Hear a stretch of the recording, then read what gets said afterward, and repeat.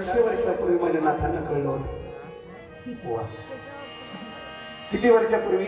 400 वर्षापूर्वी माझ्या नाथांना कळलं होतं की डोंगर म्हणजे बघा, जे आपल्या या पुणे जिल्ह्यामध्ये आंबेगाव तालुक्यामध्ये एक मग ते 7-8 वर्षापूर्वी माळीन नावाचं गाव होतं. ऐकलं होतं ना ती बातमी? मी त्या माळीन गावामध्ये कीर्तन करून आलेलं आहे बरं का. आणि ते माळीन गाव अख्खं डोंगराखाली सापडलं, अख्खं गावच्या गाव निघून गेलं. त्याच्यानंतर गेलतो मी 1-2 वर्षांनी. म्हणजे असं ओसाड वाटत होतं. म्हणजे नाथांना त्यावेळेला कळलं होतं की डोंगर सुद्धा असे बुडणार आहे आणि एक दिवस तुमच्या माझ्यावर ते संकट निश्चित येणारे, लक्षात ठेवा. मग याच्यापासून सावध राहण्यासाठी आपण त्या संतांनी दिलेल्या मार्गाने चाललं पाहिजे.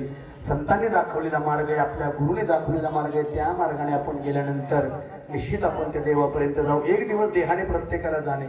अहो देव गेले, संत गेले, मग तुम्हाला जाणे गेले. प्रत्येक जण जाणार देहाने, पण देहाने जाण्याच्या अगोदर कर्म चांगलं करा, त्याचं फळ चांगलं मिळेशिवाय राहणार नाही. बघा आपण सगळे शेतकरी, मी शेतकरीच आहे. मी तुमच्या मंगळवेढा तालुक्यातला शेतकरी नाही, आपली सांगोला तालुक्याचे म्हणजे आहे ना का मंगळवेढा, सांगोला तालुक्यातला शेतकरी. तुमच्या शिवलच्या जवळचा आहे मी. वाणी चिंचळायला माझी 52 एकर जमीन आहे बरं का. आहे का नाही खरं? आहे नाही